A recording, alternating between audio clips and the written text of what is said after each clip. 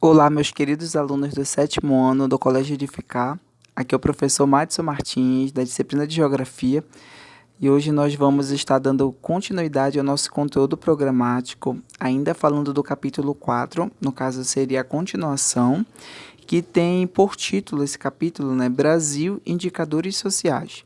Bem, no nosso último vídeo, nós falamos um pouco sobre as mulheres no mercado de trabalho, essas questões financeiras, né, os motivos que a levam a estar presente nesse ambiente. Falamos um pouco sobre a expectativa de vida dos brasileiros e o número de idosos, bem como destacamos um pouco sobre o IDH, fazendo a conceituação e vendo como ele faz a avaliação, né, que ele varia de 0 a 1. Quanto mais próximo de 1, melhor, que seria um nível alto de desenvolvimento humano.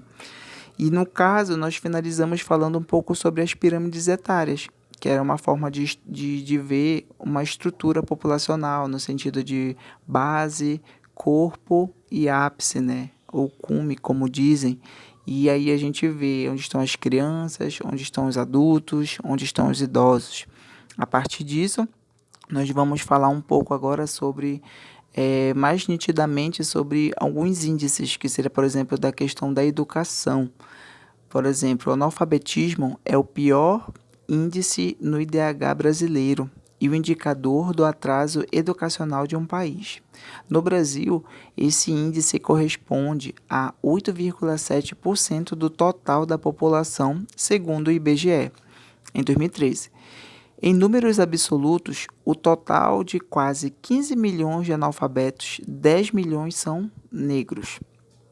Porém, entre os 18 e 24 anos, a maioria dos negros está no ensino médio, resultado das políticas afirmativas implementadas pelo governo federal.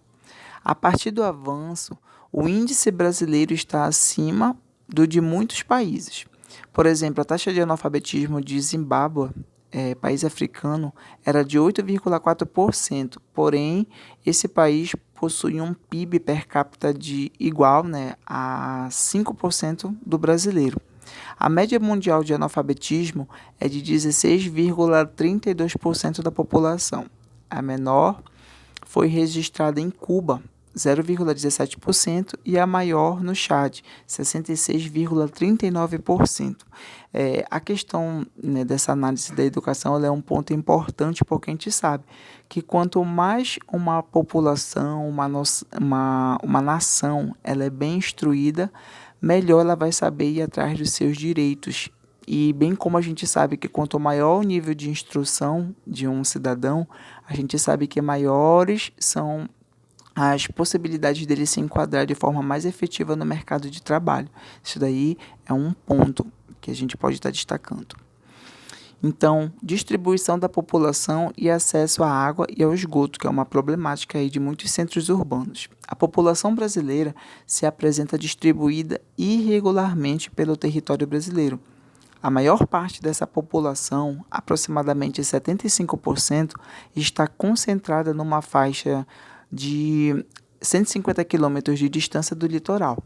É nessa mesma região que se localiza a maioria das metrópoles do Brasil.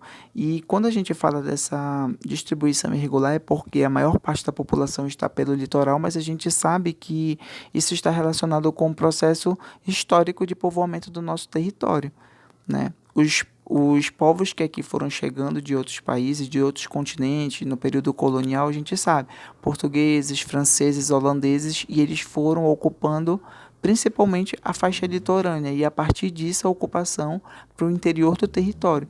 Então, hoje quando a gente vai ver, por exemplo, no mapa de densidade populacional, a gente consegue perceber nitidamente onde estão os maiores centros populacionais, no caso é de concentração de pessoas, e a gente vai ver que é no litoral, e quando a gente vê de forma mais ampla pelo território, as principais capitais, é onde vão aparecer essas concentrações.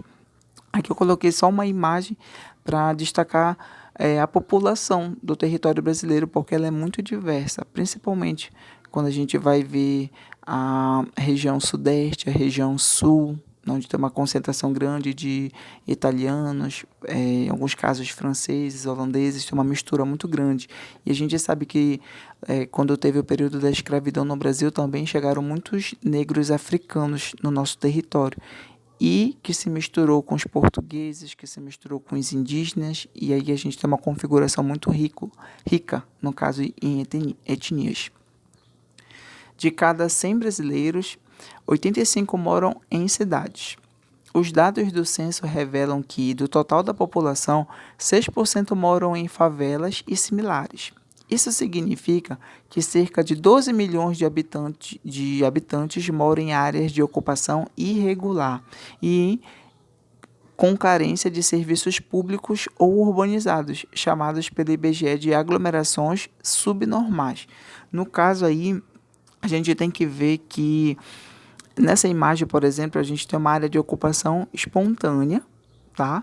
Que é só que numa área irregular. A gente sabe que a área próxima de rio, próxima de mares, sobre relevos, são áreas irregulares porque elas estão em constante transformação e sofrem a ação dos agentes naturais. Então, por exemplo, quando a gente olha uma imagem dessa, por vezes a gente sabe que muitas dessas residências elas estão sendo construídas sem um alicerce técnico devido. E aí, a primeira modificação que o homem faz no meio é retirar essa vegetação. Se existe um morro, a gente sabe que existe a rocha por baixo. Se tem vegetação é porque tem solo, então a população retira a vegetação e logo ela deixa aquela área ali exposta à ação de vários agentes, né? No caso aí o sol, a chuva, o vento, e aí vem a população, faz as construções que a gente vê que é de forma irregular e se não tiver um alicerce devido e às vezes quando dá chuva, que é uma ação física e no caso do ambiente, tudo isso desmorona. E aí a gente sabe que isso é uma problemática, a problemática do deslizamento de terra e que acaba aí por fazer com que muitas pessoas percam a vida em decorrência dessa questão, né, das aglomerações subnormais, como o IBGE chama, tá? A região norte foi a que mais apresentou maior número de pessoas vivendo em palafitas e similares. Essas palafitas são aquelas casas de madeira que geralmente estão próximas de rios, né? 12% da população local, seguida da população do Sudeste, Nordeste, Sul e, por fim, Centro-Oeste.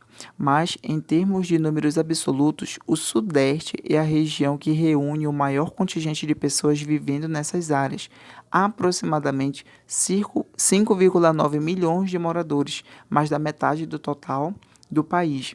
Só lembrando um detalhe, que na nossa região não existe o termo favela. A gente chama áreas periféricas, né, ou áreas de baixada, porque estão próximas de cotas altimétricas bem baixas.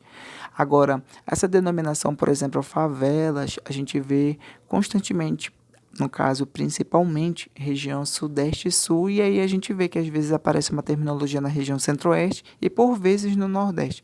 Mas no Norte, geralmente, é área de baixada, né, as palafitas, e assim vai. Então, aqui a gente tem 2 pontos importantes a destacar quando a gente fala de algumas problemáticas, que é o acesso à água potável, né, e o sistema de saneamento básico. Quando a gente fala do acesso à água, a gente fala que mais de 80% das residências brasileiras possuem rede de abastecimento de água potável. E quando a gente fala de saneamento básico, já em relação às redes de esgoto e à fossa séptica, o índice ainda é muito baixo, chegando a apenas 67% de todo o país. E aqui a gente chega no tópico das desigualdades sociais no Brasil. Aqui eu coloquei uma charge na primeira imagem que está mostrando um retrato do Brasil e vendo aí como é que se dá essa distinção, né? Que a gente sabe que quando a gente fala de desigualdade, a gente acaba falando do sistema capitalista.